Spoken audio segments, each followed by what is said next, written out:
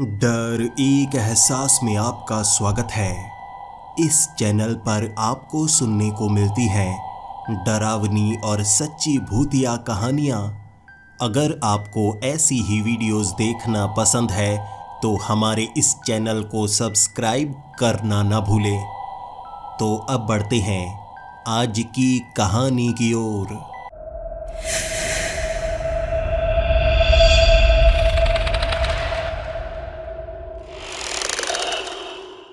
Hello दोस्तों, मेरा नाम प्रसन्ना है और मैं आंध्र प्रदेश का रहने वाला हूँ। आज जो मैं आपको कहानी सुनाने वाला हूँ वो मेरी आप बीती है।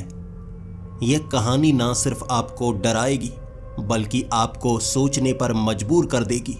कभी आपको उदास कर देगी तो कभी आप घबराने लगेंगे, कभी आपको तरस आने लगेगा और कभी कभी आपको लगेगा ये कैसी जगह है, ये क्या हो रहा है। मेरी आप बीती के हर एक क्षण में आपका स्वागत है। दोस्तों, ये बात लगभग 20 साल पुरानी है। अपने गांव में उस समय मैं रहा करता था। पढ़ना नहीं चाहता था। मैंने +2 कर ली थी। शहर जाने का मन नहीं था, गांव में रहना चाहता था। मुझे कुश्ती करना बहुत ज़्यादा पसंद था और गांव के जितने भी लड़के थे सभी को कुश्ती पसंद थी, क्योंकि गांव की लड़कियां भी उन लड़कों को पसंद करती थी जिनका डील डॉल सबसे अच्छा होता। और मैं भी कुश्ती शुरुआत में इसीलिए कर रहा था, लेकिन धीरे धीरे जैसे ही शौक मुझे पड़ने लगा, सुबह से लेकर शाम तक वह अखाड़े में कुश्ती करते ही रहना, अपने शरीर को बलवान बनाना और उसके बाद अपने पिता की खेतों में मदद करना। हर रोज़ मैं यही किया करता था। धीरे धीरे जैसे लोग मुझे पसंद करने लगे थे, क्योंकि ना सिर्फ मैं हमारे गांव में जीत रहा था, आसपास के गांव के पहलवानों को भी अब मैं हराने लगा था। मेरी प्रशंसा होने लगी थी और मैं इसमें ही खुश रहा करता। भले ही इसमें कोई कमाई नहीं होती थी, लेकिन इज्जत भी किसी कमाई से कम थोड़ी ना होती है। भले ही हमारे इन गांव में बहुत शांति रहा करती थी, लोग एक दूसरे से बड़ा प्यार किया करते थे, लेकिन कभी कभी गांव में झगड़े भी होते हैं। जैसे एक गांव के लोग दूसरे गांव को पसंद नहीं करते। धीरे धीरे झगड़े इतने ज्यादा बढ़ने लगते हैं जैसे हमारे यहाँ आतंक का माहौल हो जाता है। रात को घरों से बाहर निकलना मुश्किल हो जाता है। उस समय भी कुछ ऐसा ही हुआ था।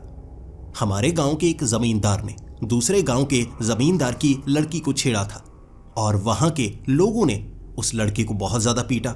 लेकिन उस लड़के का कहना था कि वो लड़की मुझे पसंद करती है, मैं उसे छेड़ नहीं रहा था, हम दोनों कब से प्यार कर रहे हैं, मैं उससे शादी करना चाहता हूँ। जिसके बाद वो लड़की का कहना था कि मैं इससे शादी करना नहीं चाहती।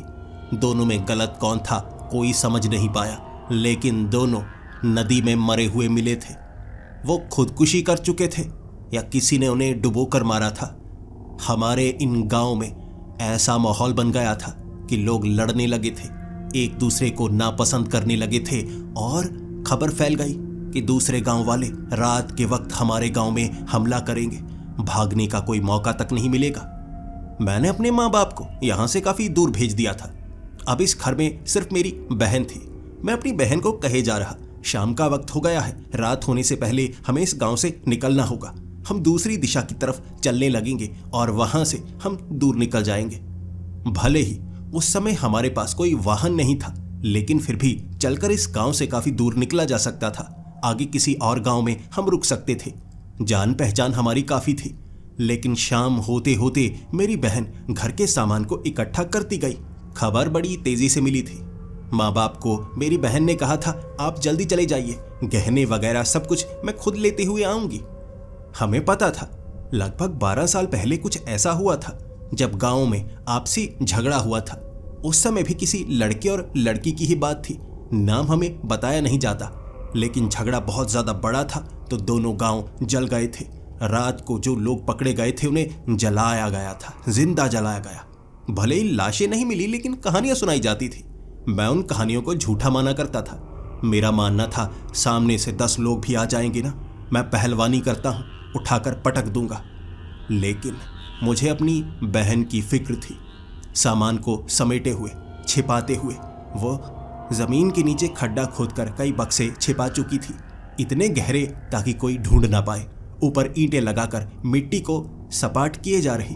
मैं उसे कहे जा रहा था, शाम का वक्त हो गया है रजनी, शाम का वक्त हो गया है, जल्दी कर, जल्दी, हमें निकलना है। तुझे पता है ना, तू लड़की है, अगर तुझे किसी ने देखा तो तुझे भागने तक नहीं देंगे, और मैं खुद की सुरक्षा कर सकता हूँ, तेरी कर पाऊंगा या नहीं मुझे पता नहीं। भीड़ ज्यादा हो गई, कहीं हमारे साथ कुछ बुरा ना हो जाए। मेरी बहन ने काफी ज्यादा देर कर दी। जब तक हम गांव से निकल पाते, चीख पुकार की आवाजें। कुछ लोग जो अडिग थे कि हम गांव छोड़कर बिल्कुल नहीं जाएंगे, वो जमींदार तो कई लोगों को बुला चुके थे, बड़ी बड़ी बंदूकें लेकर वो उस हवेली की सुरक्षा कर रहे। लेकिन दूसरे गांव की वो भीड़ जो मिल रहा उसे मार रही। घरों को आग लगाई गई, दूर दूर धुआं उठने लगा था। आतंक का माहौल जैसे शुरू हो गया था। जो दूसरे गांव वालों ने वादा किया था वो निभा रहे थे कि रात को यह गांव जलेगा। उस जमींदार ने वादा किया था गांव वालों से कि आप गांव को छोड़कर मत जाइए, हथियार वगैरह अपने पास रखिए ताकि हम सब मिलकर मुकाबला करेंगे। हथियार बंद कई ऐसे रक्षक उन्होंने रखे हुए, 30 लोग थे बंदूकों के साथ। लेकिन दूसरे गांव के 1500 लोग आ गए और हमारे गांव के ज्यादातर लोग यहां से निकल चुके थे। कुछ बूढ़े बुजुर्ग, कुछ ऐसे लोग जो मदद करना चाहते थे। संख्या उनकी ज्यादा थी तो वो निपट नहीं पा रहे और वो पकड़ पकड़ कर घरों को आग लगा रहे। दूर से देखा था मैंने, मुझे लगा था छिपकर हम निकल जाएंगे, बेरहमी नहीं दिखाई जाएगी। घरों को आग लगाने की बात हुई है तो घरों से जो बाहर होगा उसे कुछ नहीं किया जाएगा। मेरी आंखों के सामने मेरा एक दोस्त जो पहलवानी कुश्ती किया करता था, उसे एक खंभे के ऊपर लटकाया गया था। पेट्रोल उसके ऊपर फेंका गया और जब मेरी आंखों के सामने उसे पैर से आग लगाई गई ना, वो तड़पने लगा था। तब मुझे समझ में आया चारों तरफ से वो बदबू किसकी आ रही है।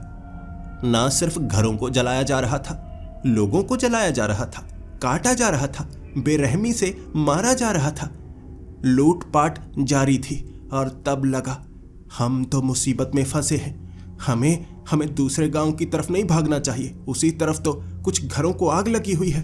हमें जंगल की तरफ भागना होगा, कहीं छिपना होगा। मैं अपनी बहन के साथ जंगल की तरफ भागने लगा, लेकिन हमसे गलती हो गई। देर करके हमने बहुत बड़ी गलती की थी। एक आदमी मुंह ढके हुए हमें भागते हुए देख चुका था, आवाजें लगाने लगा और उसके बाद 5-7 लोग हमारे पीछे पड़ गए। उनके पास तेज धार हथियार थे। मैं छिप रहा, मैं अपनी बहन को बचाना चाहता था, लेकिन मेरे पास कोई हथियार नहीं था। मैंने लड़ने के बारे में सोचा ही नहीं था। वो हमें घेरने लगे थे। जंगल में बहुत ज्यादा अंधेरा था। भागते भागते हम इतनी आगे निकल आए, वो जंगली इलाका जहां पर कोई जाया नहीं करता था। माना जाता था यहाँ खूंखार जानवर रहते हैं, यहाँ पर भूत प्रेत की कहानियां सुनाई जाती थी। भले ही कोई हादसा नहीं हुआ था, लेकिन लोगों का कहना था यहाँ अदृश्य चीजें नजर आती हैं, उड़ती हुई चीजें नजर आती हैं। कई बार पेड़ कटे हुए दिखते हैं और उसमें एक चेहरा दिख रहा होता है। लोग तो डरकर भाग जाते हैं, उससे ज्यादा उनके साथ कुछ नहीं होता, लेकिन जानवरों से तो डर था।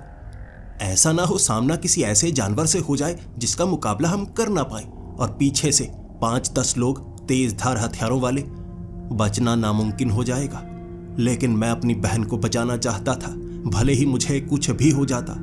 आज पहली बार लगने लगा था जिंदा बचना कितना मुश्किल होता जा रहा है। लेकिन हम बहुत आगे निकल आए। वो पीछा नहीं छोड़ रहे थे। कई बार पेड़ों के नीचे हम छिपे हुए होते, पास से वो गुजर जाते। हमें लगता अब वो हमारा पीछा बिल्कुल नहीं कर रहे हैं, लेकिन जैसे ही पेड़ों के अंदर से हम निकलते, हम आगे बढ़ने लगते, उन्हें पता चल जाता। आवाजें सुनते वो छिपकर पेड़ों पर चढ़कर। एक ऐसे ही आदमी से मैंने झगड़ा मोल ले ही लिया। सामने से मैं भी लकड़ी लेकर खड़ा हो गया। मुझे लगा किसी एक को पकड़कर मारूंगा ना, उसके बाद शायद भागने का मौका मिल जाए। सब अलग अलग हो गए थे, लेकिन लकड़ी तेज धार हथियार का मुकाबला नहीं कर सकती, और कुश्ती से आप किसी ऐसे हथियार वाले से मुकाबला नहीं कर सकते। मुझे उस समय पता लगा। मेरे कंधे पर वो बड़ा सा कट पड़ गया था। मेरी बहन चीख रही थी, वो भी लड़ने की कोशिश कर रही, लेकिन उसने मेरी बहन के घुटने के ऊपर भी वो तलवार मारी थी। उसकी टांग से खून बहने लगा और उस समय पता नहीं मेरे दिमाग में क्या पागलपन आया था। लकड़ी कटी हुई थी, सामने तेज धार हथियार लिए एक इंसान, बेरहम इंसान। वो लकड़ी मैंने उसकी आंख में घुसा डाली। वो चीखने लगा और उसकी चीखों ने बाकी लोगों को करीब बुलाया। मैं बहन को उठाकर भागने लगा। अब लगने लगा था कोई पीछे पड़ गया, बचना मुश्किल होगा। चोट मुझे भी लगी है, चोट मेरी बहन को भी लगी है, खून बहता जा रहा है। अब बिना मदद हम यहां से निकल नहीं सकते थे, छिप नहीं सकते थे। करते तो क्या करते? वो तो जैसे गांव के हर एक इंसान को मारना चाहते हो। ऐसा ही तो होगा ना, वरना गांव को जलाकर वो वापस चले जाते। जो भाग रहा है भागने देते। वो तो पीछे पड़े हुए थे, मेरी बहन को उठाकर ले जाना चाहते थे और कह रहे इसे मार देना है, ये लड़का। मेरी बहन नहीं चाहती थी। मेरी बहन कह रही अगर तुम्हें कुछ हुआ मैं किसी न किसी चीज को गले में धंसाकर खुद भी मर जाऊंगी।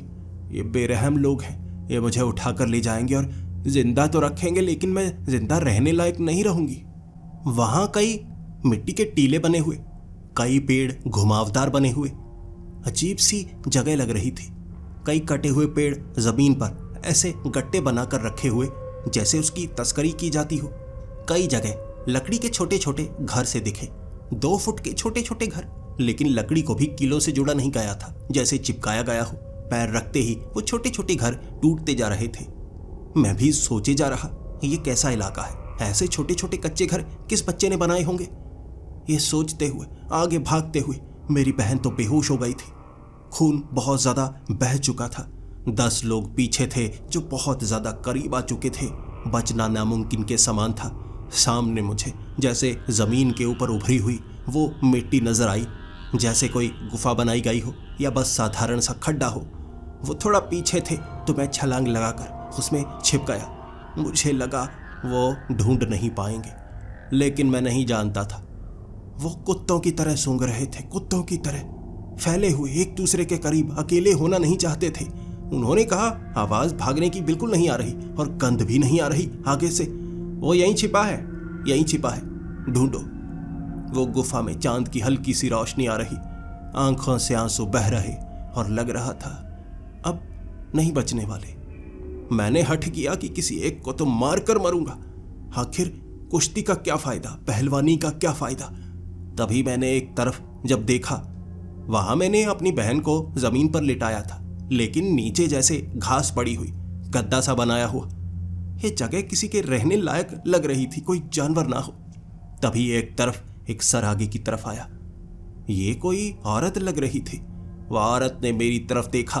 उसका एक तो रंग काफी काला काला सा था, एक आंख पर चोट सी लगी हुई, जैसे काले रंग का दुपट्टा सर पर लिया हुआ था, और मेरी तरफ देखते हुए कहने लगी, क्यों यहां आए हो?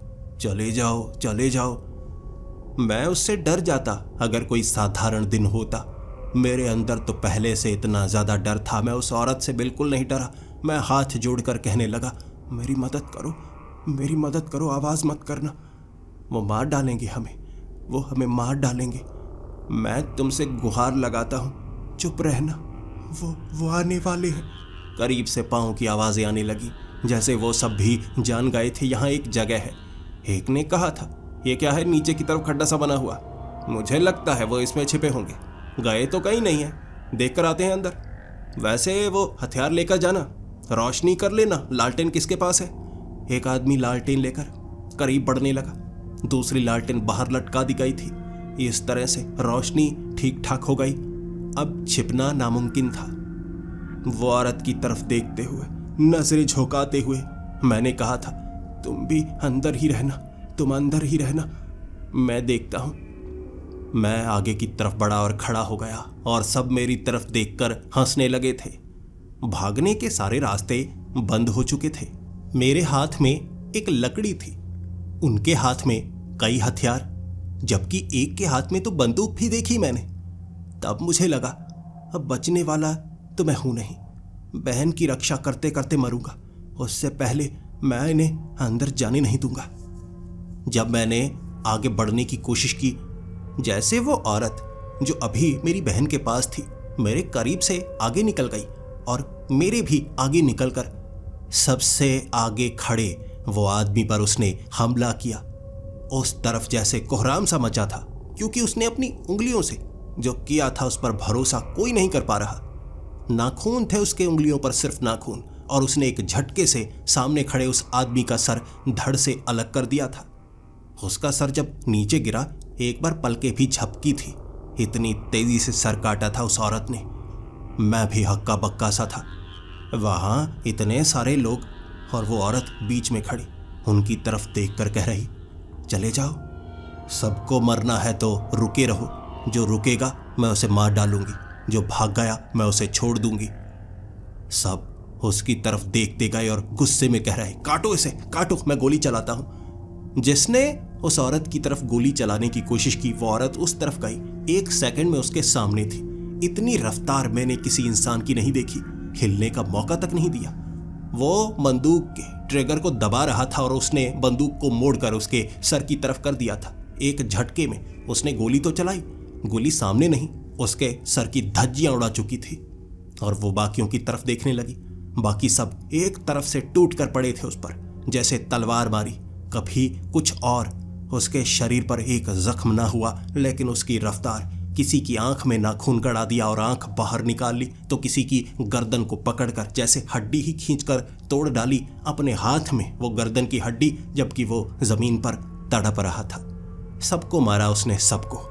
मैं देखता रह गया। ऐसी हालत उन लोगों की जो अभी मर रहे थे, मुझसे भी देखी ना जा रही, और मेरे हाथ कांपने लगे और हाथ को जोड़ते हुए मैंने कहा, मुझे कुछ मत करना, मुझे बस अपनी बहन को बचाना था, इसीलिए मैं इस तरफ आया, मेरी कोई गलती नहीं थी। वो औरत मेरी तरफ मुड़ी, थोड़ा सा आगे की तरफ चली थी। ऐसा लग रहा था जैसे उसका पेट आगे की तरफ बढ़ा हुआ हो। वो मोटी नहीं थी, दिखने में पतली ही लग रही थी, जैसे प्रेग्नेंट हो, गर्भवती हो। मेरे करीब आकर कहने लगी थी, मैं तुम्हें नहीं मारूंगी, तुमने कोई ऐसा काम नहीं किया। जो बुरे हैं मैं उन्हें छोड़ती नहीं, लेकिन अगर तुम भी कुछ ऐसा करोगे, शायद तुम्हारा अंजाम भी ऐसा होगा। मुझे नहीं पता वो क्या थे, इंसान या चुड़ैल, लेकिन मेरे हाथ जुड़े, और जो मदद करता है उसका धन्यवाद तो करना ही पड़ता है।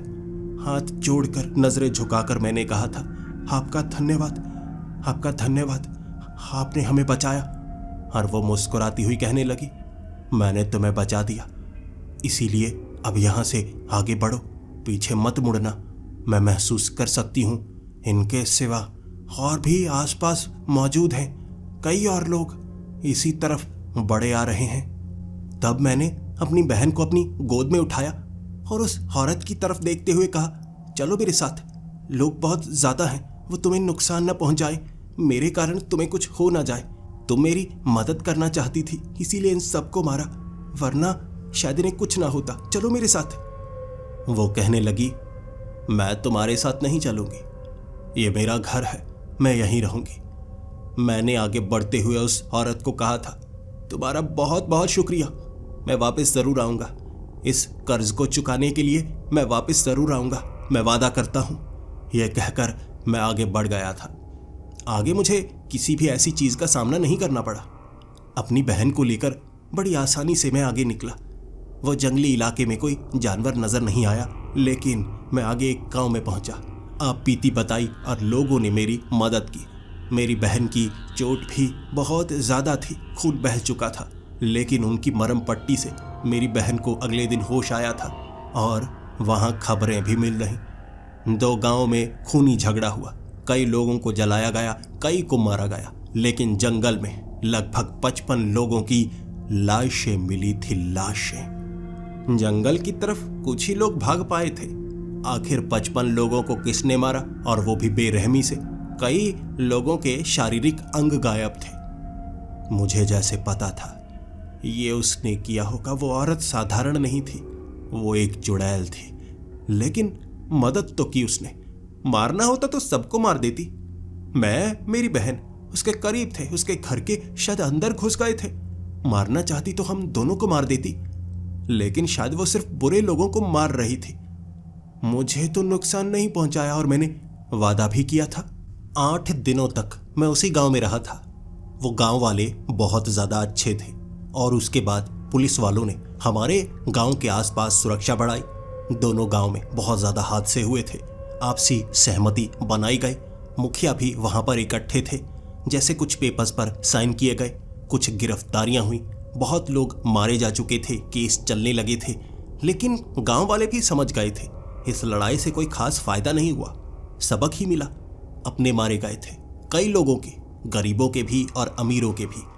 आसपास के हर गांव वाले ने मदद की थी और उस गांव में कुछ घरों की रिपेयर की गई और बाकी लोग वहां लौटने लगे थे। सुरक्षा सहित दोनों गांव वाले सहमत थे, किसी को कोई नुकसान नहीं पहुंचाया जाएगा और अगर कोई झगड़ा बढ़ता भी है तो इतना ज़्यादा ना बढ़ाया जाए कि गांव के बाकी लोगों को नुकसान हो।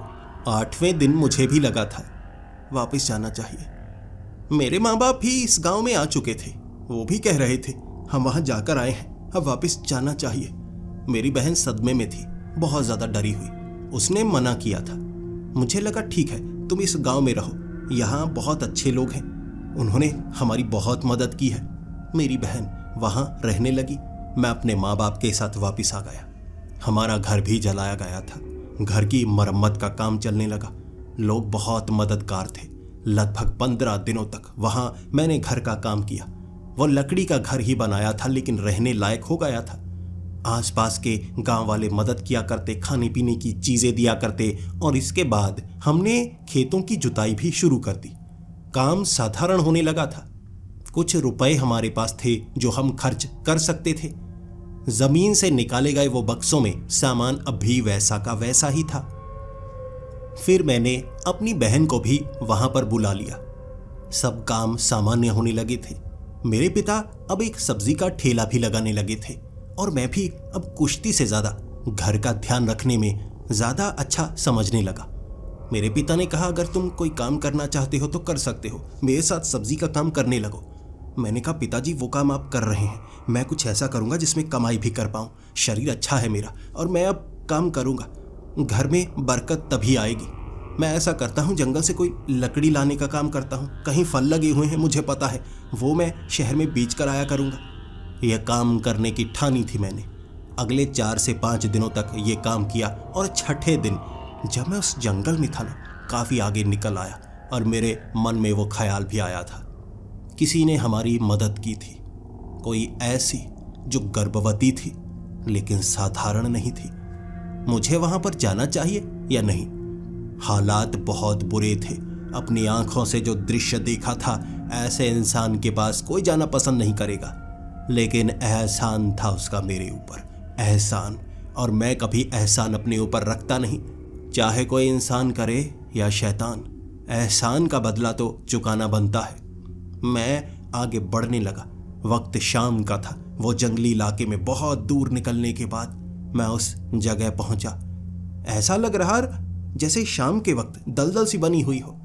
उस समय तो रात के वक्त भागे थे ना, अब साफ साफ देख पा रहा इलाका कैसा है, भयानक सा। दलदल में पैर रखते हुए एक भी जानवर मुझे वहां पर नहीं दिखा था। भाला मेरे पास था, मुझे जानवरों से भी बचना था, लेकिन कोई पंछी का नामो निशान तक दूर दूर मैं देख नहीं पा रहा था। जब मैं वो गुफा के करीब पहुंचा, मुझे लगा था मैं उस औरत से जरूर मिल पाऊंगा, लेकिन वो गुफा काफी अंदर तक थी। उस समय तो बाहर ही हम रुके थे, कुछ बाहरी सा इलाका। वहां पैर रखने के बाद मैं इंतजार करने लगा। वो औरत नजर नहीं आई, दूर दूर तक वो यहां मौजूद थी ही नहीं। आवाजें लगाई मैंने, बहुत ज्यादा आवाजें, लेकिन वो दिख ही नहीं रही और गुफा के और अंदर तक मैं जाना नहीं चाहता था। वहां पर एक खड्डा था, छोटा सा, लेकिन वहां से इतने संकरे खड्डे से कौन अंदर की तरफ जाएगा? शायद वो बाहर गई होगी कुछ ना कुछ लेने के लिए। अंधेरा होने लगा था, डर बढ़ने लगा था। 2 लालटेन मैंने उस गुफा में लगाई हुई और मैं इंतजार कर रहा था उस औरत का। जब मैं वहां बैठा हुआ, अचानक मुझे मेरी गर्दन पर कुछ रेंगता हुआ महसूस हुआ। मैंने पीछे मुड़कर देखने की कोशिश की तो पीछे मैं गर्दन घुमा नहीं पा रहा, जैसे मेरी गर्दन को किसी ने पकड़ लिया हो। नाखून मेरी गर्दन के बहुत करीब थे, उंगलियां इतनी लंबी थी जैसे रस्सियां हो, लपेटी गई थी 3-4 बार घूमकर मेरे गर्दन पर, और मैं हिल नहीं पा रहा। फिर पीछे से वो औरत की आवाज आई, कौन हो तुम? यहां क्यों आए हो? मरना है या जिंदा रहना है। मरना चाहते हो तो मुझ पर वार करो, जिंदा रहना चाहते हो तो भाग जाओ, मैं एक बार छोड़ूंगी। भाग जाना, अगर तुम रुके मैं मार डालूंगी। जैसे ही उसने मेरी गर्दन से अपनी उंगलियों को थोड़ा ढीला किया, मैं आगे की तरफ भागा, फिर रुककर पीछे की तरफ मुड़ा।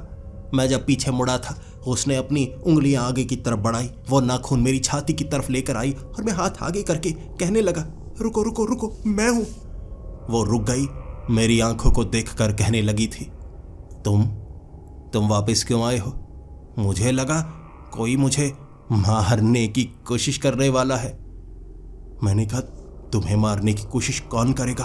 तुम तो इतनी तेज हो, मुझे नहीं लगता कोई तुम्हें मार सकता है। और मैं यहाँ इसलिए आया हूँ, वादा किया था मैंने, तुमने उस दिन मेरी जान बचाई थी, मेरी और मेरी बहन की। मैं वादा करके गया था कि मैं वापस आऊँगा, मैं एहसान ज़रूर चुकाऊँगा, इसीलिए मैं वापस आया हूँ। मेरे हाथ में कई चीज़ें थी, फल वगैरह, मुझे लगा उसे ज़रूरत होगी खाने पीने की, लेकिन उन चीज़ों को देखकर वो कहने लगी, मदद? तुम क्या मदद कर सकते हो? मैंने कहा, जैसी तुम्हें चाहिए। तुम्हें खाने पीने का सामान चाहिए? कहीं जाने की ज़रूरत नहीं है, मैं समय समय पर लाकर तुम्हें देता रहूँगा। फिर मेरी आंखों में देखकर वो कहने लगी थी, ऐसी मदद मुझे नहीं चाहिए, ऐसी मदद मुझे नहीं चाहिए, दूर चले जाओ। मैं उसे कहने लगा, तुमने मेरी और मेरी बहन की मदद की है, मैं तुम्हें इज्जत के साथ मिलूंगा, जैसे कि तुम मेरी बहन हो या तुम मेरी माँ, मैं बिल्कुल उसी तरह मैं इज्जत के साथ तुमसे मिलूंगा, मैं तुम्हें कोई नुकसान नहीं पहुंचाऊंगा।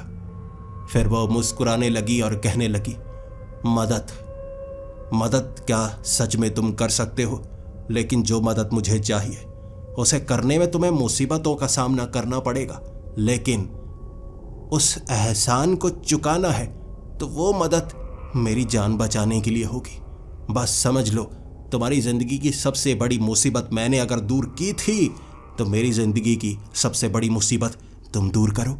मैंने उसको कह दिया, हाँ ठीक है, मैं मदद करने को तैयार हूँ। मैं कुश्ती जानता हूँ, लेकिन जो मेरा शरीर सहन कर पाए मैं उतना ही कर पाऊँगा। कोई ऐसा मुश्किल काम ना हो जो तुम नहीं कर सकती, वो मैं कैसे कर पाऊँगा। लेकिन उसने कहा, वादा करो वरना चली जाओ, एहसान समझ लो तुम्हारे ऊपर है और एहसान को समेटे रखो। मैंने कहा, मैं एहसान नहीं रखता, मैं एहसान चुकाना चाहता हूँ। उसने कहा, वादा करो। मैंने वादा कर दिया। उसने मुझसे वादा मांगा कि तुम डरोगे नहीं, मुझसे दूर नहीं जाओगे, मुझे अपना मानोगे और जो मैं चाहती हूँ मुझे ला कर दोगे। मैंने वादा किया और उसके बाद उसने जो काले रंग का दुपट्टा अपने ऊपर ओढ़ा हुआ था, उस दुपट्टे को पीछे की तरफ फेंक दिया। उसके शरीर पर बहुत कम कपड़े थे, इसीलिए मैंने थोड़ी नजरें नीचे की तरफ झुका ली। उसका पेट फूला हुआ, वो देखने में गर्भवती लग रही थी, लेकिन साधारण नहीं थी। उसका शरीर कई जगह काले काले धब्बे, और वो धब्बे जैसे हिल रहे। उसका पेट, उसका शरीर रेंग रहा जैसे कीड़े उसके शरीर में पड़े हुए हों। बाल हवा में लहराने लगे थे, आंखें बड़ी बड़ी हो गई थी, वो भयानक हो गई और मैं पीछे की तरफ हटने लगा। वो कहने लगी, क्या हुआ, डर रहे हो? अब सच तो जानो, मैं कोई इंसान नहीं हूँ, मैं एक चुड़ैल हूँ और ये चुड़ैल का इलाका है। मैं किसी को बेवजह नुकसान नहीं पहुँचाती, लेकिन वासना लेकर मेरे करीब आना और मुझे हाथ लगाने की कोशिश करना मौत के समान है। बुरा सोचना, किसी और को मेरी आंखों के सामने नुकसान पहुंचाना मौत के करीब है। मैं हर एक को यहाँ मार डालती हूँ, जिंदा उसे छोड़ती हूँ जो भटका हुआ हो। मैं सिर्फ भगाने का काम करती हूँ। अब तुमने वादा किया है तो वादा निभाना होगा। तुम मेरी तरफ देख सकते हो, भले ही मेरे शरीर पर कपड़े ना हो, लेकिन तुम मुझे अपनी बहन की तरह देख सकते हो, अपनी माँ की तरह देख सकते हो या अपनी पत्नी की तरह देख सकते हो, लेकिन तुम्हारी आंखों में वासना नहीं होनी चाहिए। मेरी मदद क्या तुम कर सकते हो? वो बार बार मुझे कहे जा रही थी, अपनी नजरें उठाओ, मुझे देखो। मैंने अपनी नजरें ऊपर उठाई। मैं किसी पराई महिला को, किसी पराई लड़की को इस तरह देख नहीं सकता था, लेकिन उसके शरीर के जो कपड़े थे ना, वो भी राख की तरह नीचे गिर चुके थे। भयानक थी, लेकिन नग्न अवस्था में मैं थोड़ा घबरा रहा था। फिर भी उसके शब्द मेरे कानों में पड़े। मैं उसे बहन की नज़र से देख रहा, इसीलिए नज़रें बार बार इधर घुमाई जा रहा और कह रहा, क्या करवाना चाहती हो मुझसे? उसने कहा था, मैं गर्भवती हूँ, मेरे पेट में मेरी संतान है। वो मेरी संतान मेरे शरीर से तभी बाहर आएगी जब वो खास चीज़ें मुझे मिल पाएंगी, वरना मैं ऐसे ही गर्भवती रहूँगी। मैं छूट नहीं पाऊँगी और ये मेरा बच्चा बाहर आना चाहता है। समय हो चुका है, लेकिन बहुत पहले से वो समय हुआ पड़ा है। मैं इसे जन्म नहीं दे सकती और यहाँ से बाहर जा नहीं सकती। तुम्हें मेरा काम करना होगा, तुम्हें मेरा काम करना होगा। मैंने पूछा, मुझे क्या करना होगा? और उसने कहा, 21 दिन का काम है, 21 दिन, और इस 21 दिन के बाद मेरे बच्चे का जन्म होगा। वो मेरे शरीर से निकलेगा। पहले दिन का काम था। मुझे किसी ऐसे गांव को ढूंढना है जिसमें 2 शमशान घाट है। दोनों शमशान घाट की मिट्टी लेकर आनी है। बस मैंने ऐसा किया। रात के वक्त ढूंढने लगा, लेकिन एक गांव के बारे में मैंने सुना था, 2 शमशान घाट। वहां थोड़ी जाति के कारण अलग अलग शमशान घाट बनाए गए थे, उनमें झगड़ा रहता था, लेकिन थे तो 2 शमशान घाट ना। दोनों की मिट्टी मैं लेकर आया, उसे दे दी। वो बहुत ज्यादा खुश। किसी ने उसका पहला काम ही नहीं किया था, मैंने पहला काम किया। अब 20 दिनों का काम और था और मुझे नहीं पता था कैसा कैसा काम मुझे करना होगा। अगली रात जब मैं वहां पर गया, उसने मुझे किसी लड़की के कपड़े लाने को कहा, लेकिन वो लड़की कुंवारी होनी चाहिए। अब ये मेरे लिए मुसीबत वाला काम था। किसी से लड़ने को कहती, कोई चीज उठाकर लाने को कहती, वो आसान था। कुंवारी लड़की के कपड़े में कहां से लेकर आऊंगा और वो उसका क्या करेगी मुझे नहीं पता था। मैं किसी के घर के अंदर जाकर किसी लड़की के कपड़े लेकर आऊंगा, मुझे शर्म आ रही थी। मैं शर्म से डूबा डूबा जा रहा। तभी मेरे ध्यान में आया, मेरी बहन ने कुछ पुराने कपड़े फेंकने को कहा था। उनमें से कुछ कपड़े उठाए मैंने और सीधा मैं उस चुड़ैल के पास पहुंच गया।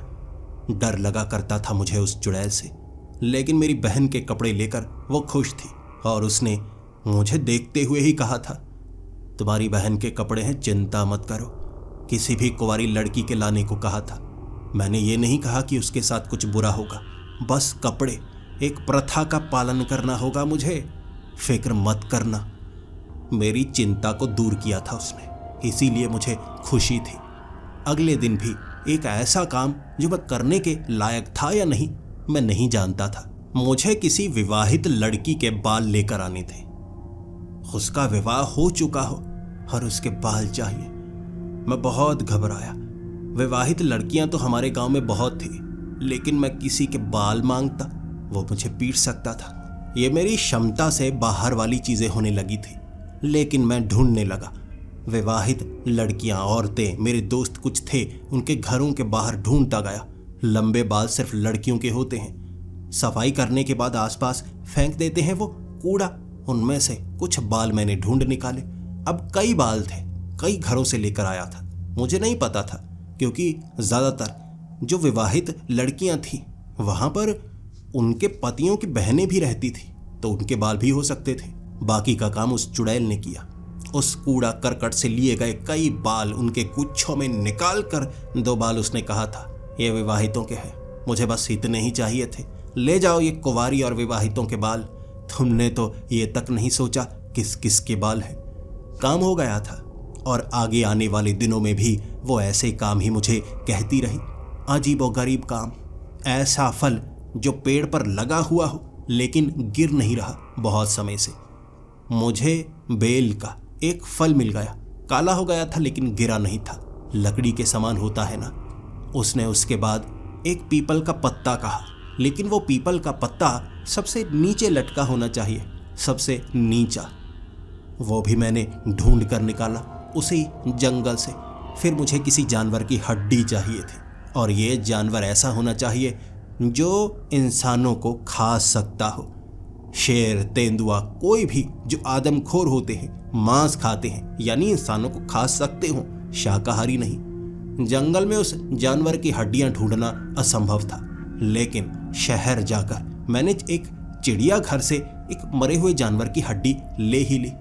मुश्किल हुई जहां उसे दफनाया गया, लेकिन मैंने उखाड़ कर निकाल ली। भाग आया था मैं। ऐसे ऐसे काम करने लगा था जो काम कोई साधारण इंसान कर नहीं सकता था। जैसे जैसे दिन बीतते गए, 20 रातें बीत चुकी थी, लेकिन 20वीं रात शमशान घाट में तांत्रिक के पास से कुछ भी लेकर आना है जो उसके शरीर से छुआ हो। उस रात मिट्टी, हड्डी, कोई पत्थर भी। एक पत्थर उठाकर मैंने उस तांत्रिक को कहा था, क्या यह सुनहरी पत्थर है? देखिए जरा, मुझे सोना लगता है। तांत्रिक ने पकड़ा और कहा, साधारण पत्थर है, पागल है, इसे तू सोना कह रहा है। मैंने कहा, वापस दीजिए। मैंने पकड़कर कहा, अच्छे ये तो सोना नहीं है, ठीक है। जब मैंने जेब में डाला वो पहचान गया और कहने लगा, पत्थर को फेंक, यहीं से उठाया है, यहीं फेंक। मैंने कहा, वो तो मैं फेंक दूं, लेकिन ये पत्थर मुझे सोने का लग रहा है, सुनार के पास बेचना चाहता हूँ। वो मेरी नज़रें पहचान चुका था। पत्थर फेंक, तो मेरे हाथ से छुआ पत्थर ले जाना चाहता है, मैं जान गया हूँ। पत्थर को फेंक। मैंने उसके सामने हाथ जोड़े, माफ़ कर दीजिए, मैं ये पत्थर ले जाऊँगा, मेरा काम है। अगर मैं ये पत्थर ना लेकर गया, मेरा एहसान रह जाएगा। तब उस तांत्रिक ने पूछा था, एहसान किस चीज़ का? मैंने उसे आधी बात बता दी थी, लेकिन वो समझ सकता था। एक चुड़ैल ने मुझ पर एहसान किया है और मुझे भी उस पर वो एहसान करना है, हिसाब बराबर। वो गर्भवती है, बच्चे को जन्म देने वाली है, ये चीज़ें उसे चाहिए। नुकसान नहीं होगा आपको। वो कहने लगा, नुकसान मुझे तो नहीं होगा, लेकिन एक चुड़ैल का जब बच्चा होगा, तुम्हें लगता है तुम्हें कुछ नहीं होगा? ऐसा ना हो उसका बच्चा तुम्हें हर ले और तुम्हें शिकार बनाए। उसका वादा है वो तुम्हें नुकसान नहीं पहुंचाती। उसका बच्चा ऐसा ना हो तुम्हें मार डाले। वो तांत्रिक की बात सुनकर जब मैं वो चुड़ैल के पास गया था, घबराया पूछना चाहता था उससे, लेकिन आज वो थोड़ा गुस्से में थी। उसके पेट में दर्द हो रहा। उसके बच्चे का जन्म होने वाला था कल रात। मुझे कुछ लेकर आना था कल रात, और पत्थर मैंने उसे दिया। थोड़ी सी मुस्कुराई, लेकिन गुस्से में थी और कह रही, भाग जा यहाँ से। मेरा दिमाग घूम रहा है, मुझे दर्द होने लगा है। बच्चे का कल जन्म होगा। मैं नजरें झुकाए हुए, शरीर पर उसके कपड़े नहीं होते थे, लेकिन कल उसके बच्चे का जन्म होगा। क्या मेरी जान खतरे में है? उसके बाद उसने मुझसे जो चीज मांगी, मैं हैरान हो गया था। उसने कहा, तुम्हें सूखे हुए कुएं का पानी लेकर आना होगा। मैंने उससे सवाल किया, कुआं सूख गया है तो मैं उसमें से पानी कैसे निकाल सकता हूं? उसने जवाब तो नहीं दिया। आंखें दिखाई थी और मुझे जाने के लिए कहा था। मैं बढ़ने लगा आगे। सूखे हुए कुएं का पानी कैसे लेकर आ सकता हूं? सोच में पड़ा हुआ था मैं, लेकिन उससे ज्यादा डर जो मेरे शरीर के अंदर सिहरन पैदा कर रहा था, वो तांत्रिक की बातें। जब बच्चे का जन्म होगा तो तुम्हारे साथ क्या होगा? एक चुड़ैल भयानक और खतरनाक होती है, लेकिन हो सकता है वो चुड़ैल दयालु हो, लेकिन उसका बच्चा तो दयालु नहीं होगा ना। किसी ने कभी गर्भवती चुड़ैल नहीं देखी। वो तांत्रिक का कहना था, गर्भवती चुड़ैल शक्तिशाली होती है, लेकिन बच्चा कैसा होगा मैं नहीं बता सकता और ना मैं देख सकता हूँ। वो तुम्हें नजर आती है तो ये काम तुम करो, बचने के तरीके ढूंढना। लेकिन मैं बचने के तरीके क्या ढूंढता, यह सवाल था मेरी आंखों के सामने। पानी लेकर आऊं या मैं उससे बचूं, भाग जाऊं? लेकिन एहसान का बदला कैसे चुकाऊंगा? बढ़ता गया आगे, मैं बढ़ता गया। जब मैं अपने गांव में पहुंचा था ना, वहां पर मेरा ख्याल एक ही चीज की तरफ इशारा कर रहा, वो सूखा हुआ कुआं जिसका इस्तेमाल अब नहीं होता। अंधेरे में जब मैं उस कुएं के पास पहुंचा, वो कुआं काफी गहरा था। मैं लालटेन लेकर उस कुएं के बिल्कुल नीचे उतर चुका था, और वहां पहुंचने के बाद सूखे कुएं में पानी नहीं होता तो उसने मुझे पानी लाने के लिए क्यों कहा है? मैं क्या करूं? अब मैं क्या करूं? यहां से पानी कैसे लेकर जाऊं? आखिर ऐसा कुआं कहां पर मिलेगा जिसे सूखा कुआं कहा जाता हो, लेकिन उसका पानी लाने के लिए कुछ किया जा सके? सोचता रहा मैं, सोचता रहा, लेकिन कुछ भी समझ नहीं पा रहा। उसके बाद वहीं पर खड़ा मैं अब सोचने लगा, अब उसकी मदद मैं नहीं कर पाऊंगा।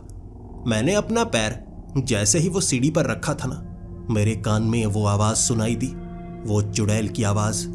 तुम सूखे कुएं में हो, कोशिश करो, यहां से पानी मिलेगा। तुम एक शक्तिशाली इंसान हो, कोशिश तो करो। कुआं सूखा भी हो, लेकिन नीचे जो मिट्टी होती है उसे खोदने पर पानी मिल सकता है।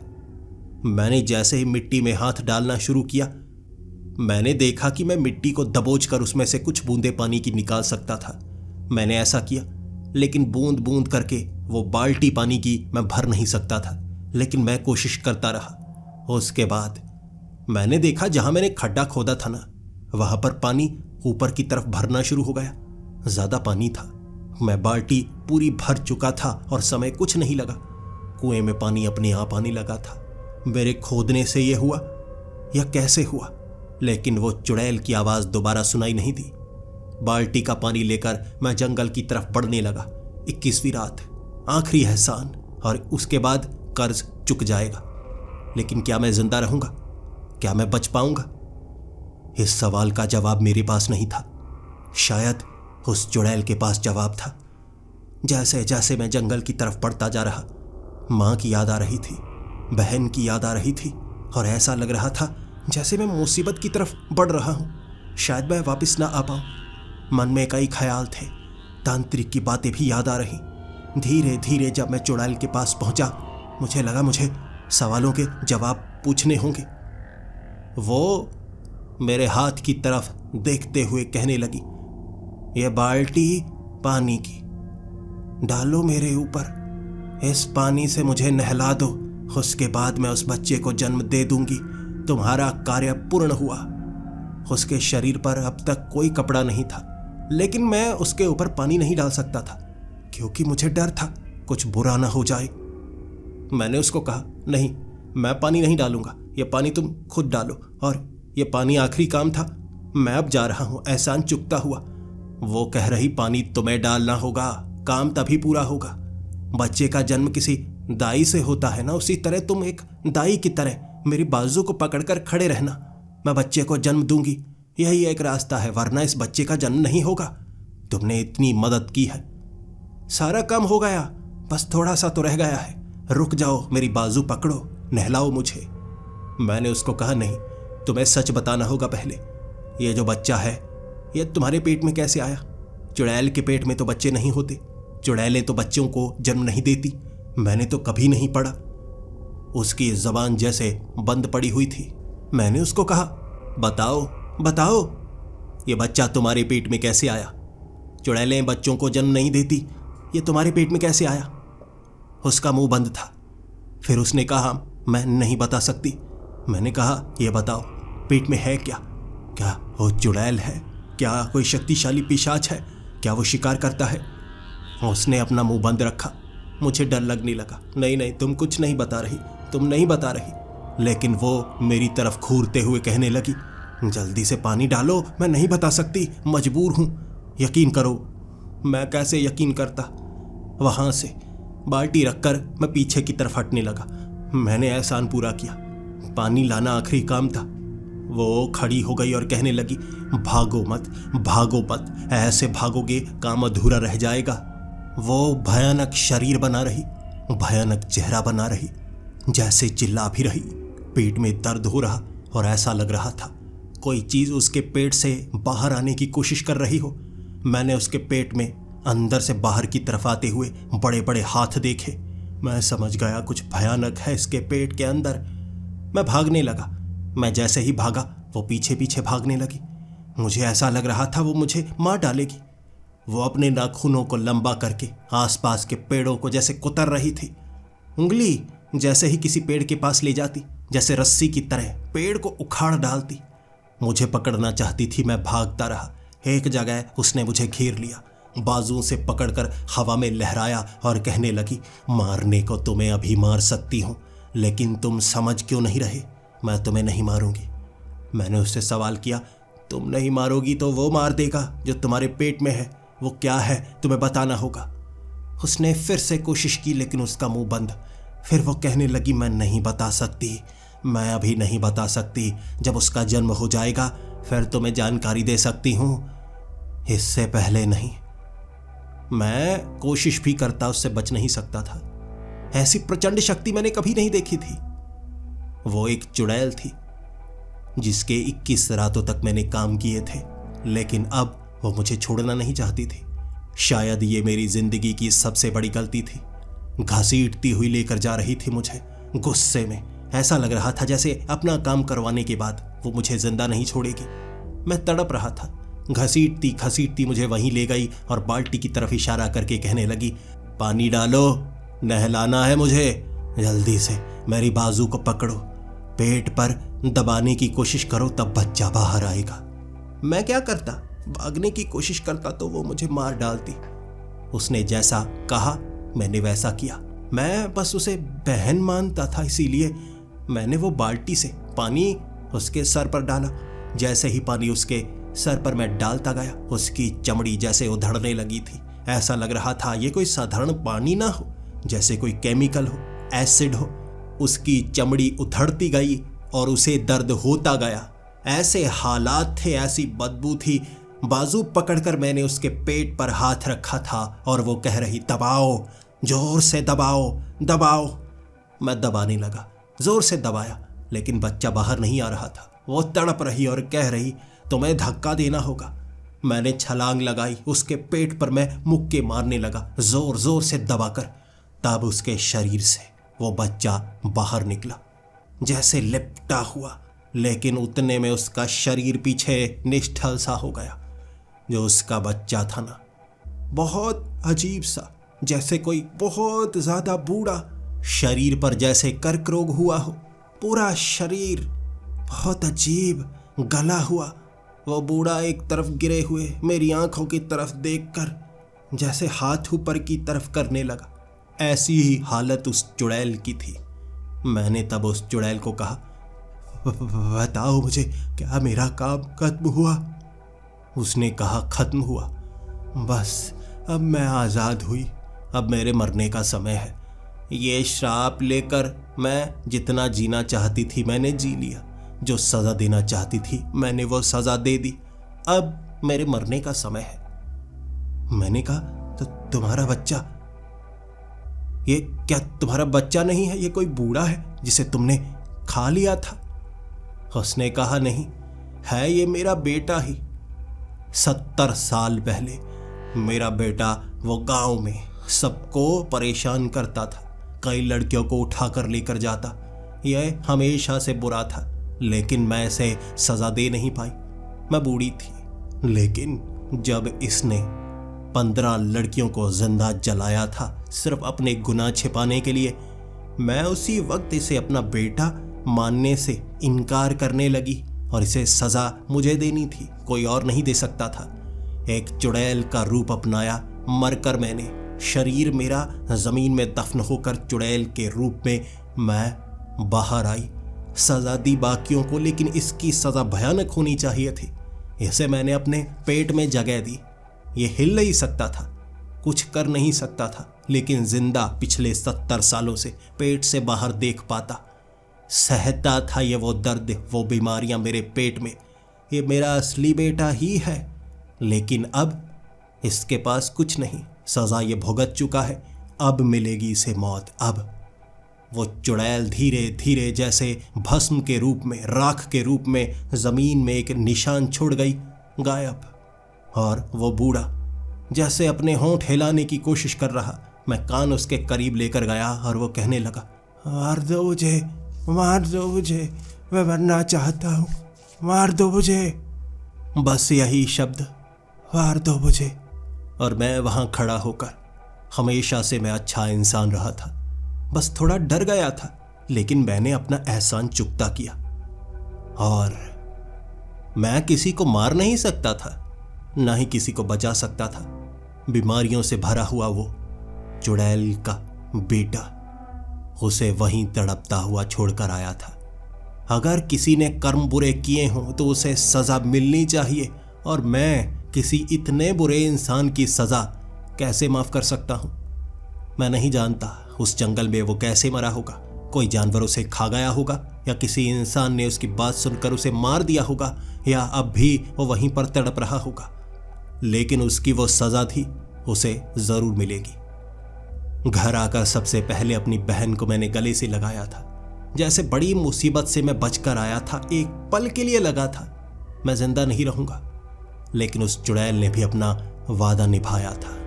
यह बहुत साल पुरानी मेरी आप बीती है, जिसे मैं किसी को सुनाता हूं। वो कहानी मानकर इसे जैसे मजाक में लेता है, लेकिन कई कहानियां जो सच्ची घटनाओं पर आधारित होती हैं, आप उस पर यकीन नहीं कर पाते, लेकिन वो असल में घटी होती हैं। यही तो कमाल है इस दुनिया का। यहां क्या क्या रहता है और क्या क्या होता है, वो लोग नहीं जान सकते जो अपने शहर से बाहर तक नहीं निकलते और कहानियों को अपने हाथ में एक छोटे से मोबाइल से सुनते हैं। आप भी कभी जान नहीं पाएंगे, और जब जानने की इच्छा होगी, ऐसी जगह आप जाएंगे, आपकी भी कहानियां बनेंगी, लेकिन यकीन तब भी कोई नहीं करेगा।